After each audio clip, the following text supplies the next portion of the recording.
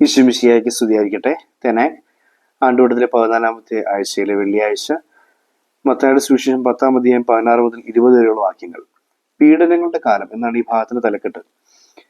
തൻ്റെ ശിഷ്യന്മാര് സുവിശേഷവുമായിട്ട് കടന്നു പോകാൻ ഇരിക്കുന്ന ആ വേളയിൽ അവർ നേരിടേണ്ടി വരുന്ന പീഡനങ്ങളെയും സഹനങ്ങളെയും കുറിച്ചൊക്കെ വ്യക്തമായ ഒരു ധാരണ ശിഷ്യന്മാർക്ക് നൽകാനായിട്ട് ഈശോ ശ്രമിക്കുകയാണ്.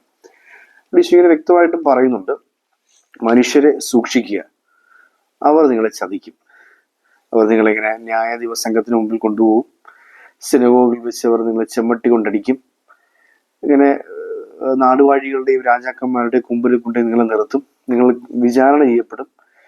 ഇപ്പൊ അങ്ങനെയൊക്കെ വരുമ്പോഴത്തേക്ക് എന്ത് പറയണമെന്നതിനെ കുറിച്ച് നിങ്ങൾ ആകുലപ്പെടണ്ട, അതൊക്കെ നിങ്ങൾക്ക് തക്ക സമയത്ത് നൽകിക്കൊള്ളും.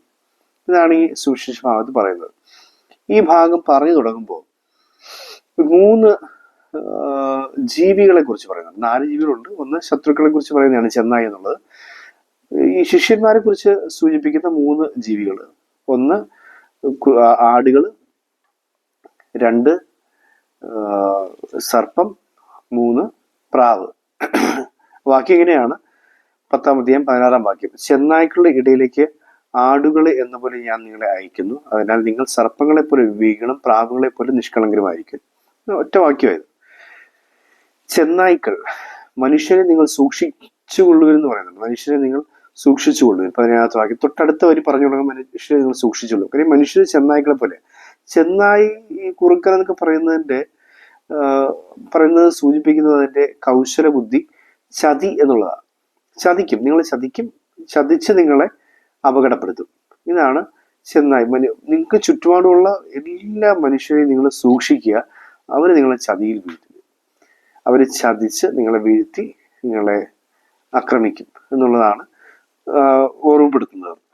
എന്നിട്ട് വ്യക്തമായും ഈശോ പറയുകയാണ്, നിങ്ങൾ ചെന്നായ്ക്കളുടെ ഇടയിലേക്ക് ആടുകളെ എന്ന പോലെ നിങ്ങളെ ഞാൻ അയക്കുന്നു. എന്ത് ഈ ആടുകൾ എന്ന് അവിടെ സൂചിപ്പിക്കും. ചെന്നായ്ക്കളുടെ ഇടയിലേക്ക് ആടുകൾ, അതായത് ആടിന്റെ ഒരുപാട് ഗുണങ്ങൾ നമുക്ക് ഇങ്ങനെ അക്കമിട്ട് പറയാനായിട്ട് സാധിക്കും. പക്ഷെ ഒരൊറ്റ കാര്യം എടുത്താൽ മതി, ഇടയനെ വിട്ടുപിരിയാതെ നിൽക്കുന്ന ജീവിയാണ് ആട്.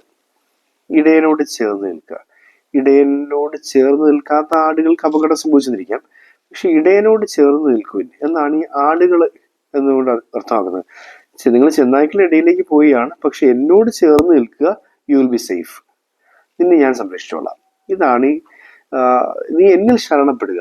ശരണം എന്ന പുണ്യത്തെ അവിടെ നമുക്ക് വായിച്ചെടുക്കാൻ സാധിക്കുക. കുഞ്ഞാട് അല്ലെങ്കിൽ ആണ് നീ എന്ന ബോധ്യം നിനക്കുണ്ടെങ്കിൽ ഏത് ചെന്നായ്ക്കളുടെ ഇടയിലേക്ക് പോയാലും നീ സുരക്ഷിതനായിരിക്കും. കാരണം ഇടയനായി ഞാൻ നിന്നോടൊപ്പം ഉണ്ട്. അതുകൊണ്ട് ആടാണ് നീ എന്ന് നീ എപ്പോഴും ഓർമ്മയിൽ വെച്ചിരിക്കുക. ഇതാണ് 1ാമത്തെ സൂചന, ശരണപ്പെടുക. അപ്പൊ നമ്മളെപ്പോഴും ഈ ചതിയുടെ ലോകത്തൂടെ സഞ്ചരിച്ചുകൊണ്ടിരിക്കുമ്പോൾ നമുക്ക് ആ ചതിയെ മറികടക്കാനുള്ള ബുദ്ധിശക്തി ഉണ്ടായിരിക്കണം നിർബന്ധമില്ല. അത്രയും ആ ലോകത്തിന്റെ സന്തതികൾ, ഈ ഭൂമിയുടെ സന്തതികൾ, ദൈവത്തിന്റെ വെളിച്ചത്തിന്റെ സന്തതി, ഇരുട്ടിന്റെ സന്തതികൾ വെളിച്ചത്തിന്റെ സന്തതികളെക്കാൾ ബുദ്ധിശാലികളാണെന്ന് ഈശോ പറയുന്നുണ്ടല്ലോ. അപ്പൊ അത്രയും ബുദ്ധി നമുക്ക് പ്രയോഗിക്കാൻ പറ്റണമെന്നില്ല, നമ്മൾ ചതിപ്പെട്ടു. പക്ഷെ ഓർക്കുക, എപ്പോഴും പ്രാർത്ഥനയിലൂടെ ദൈവത്തിൽ ശരണപ്പെട്ട് മുന്നോട്ട് പോയിക്കൊണ്ടിരിക്കുന്ന ഒരാളാണ് നിങ്ങളെങ്കിൽ ആ ചതികളെ മറികടക്കാനുള്ള ഇടയന്റെ കൂട്ട് നിനക്ക് ലഭിക്കുക തന്നെ ചെയ്യും. 2ാമത്തത് പറയുന്ന ഇതാണ്, അതിനാൽ നിങ്ങൾ സർപ്പങ്ങളെ പോലെ വിവേകികളും പ്രാവിനെ പോലെ നിഷ്കളങ്കരുമായിരിക്കും. എന്നാണ് ഈ സർപ്പത്തിന്റെ വിവേകം. സർപ്പത്തിന്റെ വിവേകം എന്ന് പറയുന്നത് യഥാർത്ഥത്തില് നമ്മളൊരു മലയാള വാക്ക് ശ്രദ്ധിച്ചു, ഒരു കവിതയൊക്കെ സ്കൂൾ കാലഘട്ടത്തിൽ പഠിച്ചിട്ടുള്ളതാണ്. ചക്ഷുശ്രവണ ഗളശ്രമ ദർദുരം എന്ന് പറഞ്ഞുകൊണ്ട് നമ്മൾ കേട്ടിട്ടുണ്ട്. ചക്ഷുശ്രവണം എന്ന് പറയുന്നത്, ചക്ഷു ഈ കണ്ണ്, ശ്രവണം ഹിയറിങ്, കേൾക്കുക എന്നുള്ളതാണ്. ഈ കണ്ണുകൊണ്ട് കേൾക്കുന്ന ജീവി. മറ്റൊരു രീതിയിലും പറയാറുണ്ട്, ഈ സർപ്പത്തിന്റെ അല്ലെങ്കിൽ പാമ്പിന്റെ ഒക്കെ പ്രത്യേകത എന്ന് പറയുന്നത് അതിന്റെ ജോ ബോൺ, എൻ്റെ ഈ താടിയല്ല്, അതിങ്ങനെ താടിയല്ലാണ് ആദ്യം പോകുന്നത്. താടിയല്ല് കൊണ്ട് മുമ്പോട്ട് പോകുമ്പോൾ ഭൂമിയിലുള്ള വൈബ്രേഷൻസ് അതിനെ ഉൾക്കൊള്ളാൻ സാധിക്കും. ഈ താടിയല്ല് കൊണ്ട് ഭൂമിയിലുള്ള വൈബ്രേഷൻസ് അതിനെ സെൻസ് ചെയ്യാൻ പറ്റും.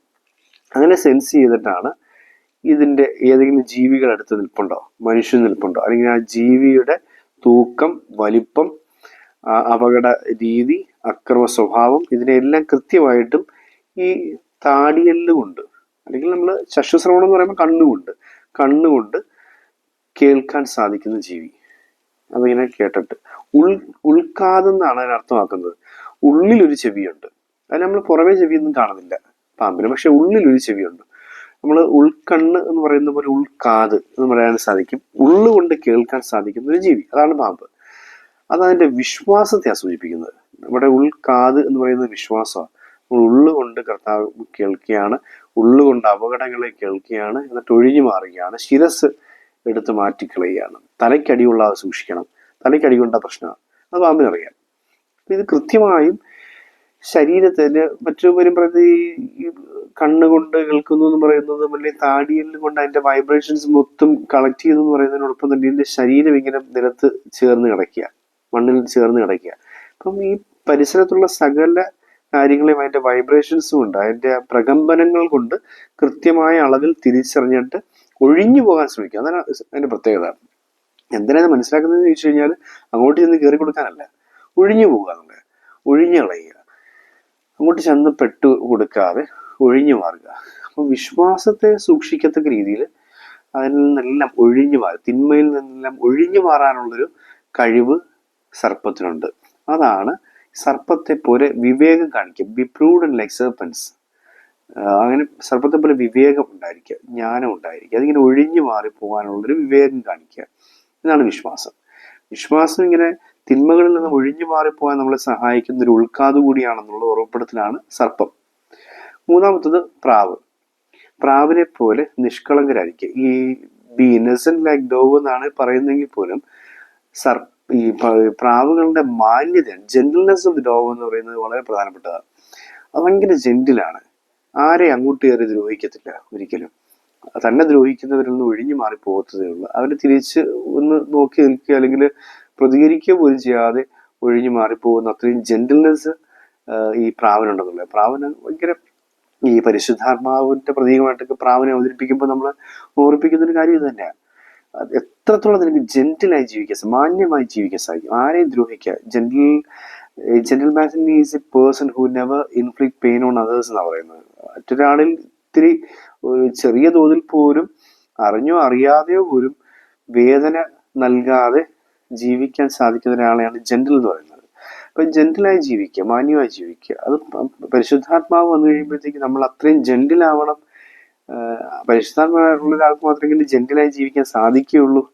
ജെന്റിൽനെസ് ഓഫ് ക്രൈസ്റ്റ് എന്നൊക്കെ പറയുന്നത് നമ്മൾ പനാവർത്തി ചിന്തിച്ചിട്ടുള്ള കാര്യമാണ്. കഴിഞ്ഞ ഞായറാഴ്ച ഉൾപ്പെടെ നമ്മൾ ചിന്തിച്ചിട്ടുള്ള കാര്യമാണ്. ഞാൻ ശാന്തശീലനും വിനീത ഹൃദയനുമാകിയാൽ. It's a combo of gentleness. അതാണ് ജെന്റിൽനെസ് എന്ന് പറയുന്നത്. ശാന്തതയും എളിമയും നിറഞ്ഞ സ്വഭാവത്തോടു കൂടി ഞാൻ പെരുമാറുന്നത് എൻ്റെ ഹൃദയത്തിന്റെ ക്വാളിറ്റി. ആ ക്വാളിറ്റിയിലേക്ക് നിങ്ങൾ വളരുക എന്നൊക്കെയാണ് ഈശോ, അത് പഠിക്കുക എന്നൊക്കെ ഈശോ നമ്മളെ ഓർപ്പിക്കുന്നത്. ഇവിടെ നമ്മൾ ഓർക്കേണ്ട കാര്യം ഇതാണ്, ആ പ്രാവിന്റെ ജെന്റിൽനെസ് നമുക്ക് ഉണ്ടായിരിക്കണം എന്നുള്ളത്. ആരെയും ദ്രോഹിക്കും, എന്തിനെങ്ങനെ നമ്മൾ അറിഞ്ഞും അറിയാതെയും കുരുട്ടുബുദ്ധി കാണിച്ചും വളഞ്ഞ വഴി കൂടെയൊക്കെ എന്തോരം മനുഷ്യരെ ചിരിച്ചുകൊണ്ട് കഴുത്തറുത്ത് നമ്മൾ മുമ്പോട്ട് പോയിക്കൊണ്ടിരിക്കുക. നമ്മുടെയൊക്കെ ദ്രോഹങ്ങൾ കാണുമ്പോൾ ചിരിക്കുകയും കാര്യങ്ങളെല്ലാം ഉണ്ട്, പക്ഷെ ചിരിച്ച് ചതിച്ച് ദ്രോഹിച്ച് മുന്നോട്ട് പോകുന്ന മനുഷ്യർ നമ്മൾ. അപ്പൊ അങ്ങനെ പാടില്ല എന്ന് ഓർമ്മിപ്പിക്കുക. നീ ഒരു കുഞ്ഞാടാണ്, നീ ഒരാടാണ്, പക്ഷേ രണ്ട് ക്വാളിറ്റി നിന്റെ സ്വഭാവത്തിൽ ഉണ്ടായിരിക്കണം. ഇടയനിൽ ആശ്രയിക്കുന്ന ആടായി നീ ജീവിക്കുമ്പോൾ നിനക്ക് രണ്ട് ക്വാളിറ്റീസ് ഉണ്ട്. ഒന്ന്, ഈ സർപ്പത്തെ പോലെ നീ ശ്രദ്ധയുള്ളവനായി വിശ്വാസത്തിന്റെ ഉൾക്കാത് നിനക്കുണ്ടായിരിക്കണം. പ്രാവിനെ പോലെ വളരെ മാന്യമായി ജീവിക്കുകയും ചെയ്യണം, വളരെ ജെന്റിലായി ഇടപെടുകയും ചെയ്യണം, ആരെ ദ്രോഹിക്കാതെ ഇടപെടുകയും ചെയ്യണം. അപ്പൊ അതൊരു ആ ജെന്റിൽനെസ് എന്ന് പറയുന്നത് സ്നേഹത്തിൽ നിന്നുണ്ടാകുന്നതാണ്. ഈശോയോടുള്ള സ്നേഹത്തിൽ നിന്നാണ് ജെന്റിൽനെസ് ഉണ്ടാകുന്നത്. നമ്മൾ ഓർക്കുക, നീ ആടാണ് എന്ന് പറയുമ്പോൾ നിന്റെ ശരണപ്പെടലിനെ സൂചിപ്പിക്കുന്നു. നീ സർപ്പമായി ജീവിക്കണമെന്ന് ഓർപ്പിക്കുമ്പോൾ നിന്റെ വിശ്വാസത്തിന്റെ ഉൾക്കാത് നിനക്കുണ്ടായിരിക്കണം എന്ന് സൂചിപ്പിക്കുന്നു. നീ പ്രാവായി മാറണമെന്ന് പറയുമ്പോൾ നിന്റെ സ്നേഹത്തിന്റെ മാന്യത നിനക്കുണ്ടായിരിക്കണം എന്ന് സൂചിപ്പിക്കും. അപ്പോൾ ഈ മൂന്ന് പുണ്യങ്ങൾ, ശരണം, വിശ്വാസം, സ്നേഹം എന്നീ മൂന്ന് പുണ്യങ്ങളെ തന്നെയാണ് ഈ മൂന്ന് ജീവികളിലൂടെ ഈശ്വരനാഥൻ നമുക്ക് മുമ്പിൽ അവതരിപ്പിക്കുന്നത്. അപ്പൊ നമ്മള് ഈ മൂന്ന് ജീവികളുടെയും സ്വഭാവം ഉണ്ടായിരിക്കണം. കാരണം ജീവിക്കാൻ പോകുന്നത് ചെന്നായ്ക്കളുടെ ഇടയിലാണെന്നുള്ള ബോധം ഉണ്ടായിരിക്കണം. ജീവിക്കാൻ പോകുന്നത് ചെന്നായ്ക്കളുടെ ഇടയിലായതുകൊണ്ട് ഈ 3 ക്വാളിറ്റീസും ഉണ്ടായിരിക്കണം. നീ ആണാണെന്നുള്ള ബോധത്തിൽ ഇടയനിൽ ശരണപ്പെടുക, വിശ്വാസത്തിന്റെ ഉൾക്കാത് കൊണ്ട് കാര്യങ്ങൾ കേട്ടൊഴിഞ്ഞു മാറിപ്പോകാനുള്ള വിവേകം കാണിക്കുക, പ്രാവിനെ പോലെ വളരെ മാന്യമായി ഇടപെടൽ നടത്തുവാനായി പരിശുദ്ധാത്മാവിന്റെ സഹായം യാചിക്കുക. അങ്ങനെ ക്രിസ്തു ശിഷ്യന്റെ ഈ ശ്രേഷ്ഠമായ മൂല്യങ്ങളെ, ഗുണഗണങ്ങളെ അവതരിപ്പിക്കുന്ന ഈ സുവിശേഷ ഭാഗം നമ്മുടെ ജീവിതത്തിൽ പ്രാർത്ഥിക്കുവാൻ വേണ്ടി നമുക്ക് പ്രാർത്ഥിക്കാം. ദൈവം അനുഗ്രഹിക്കട്ടെ.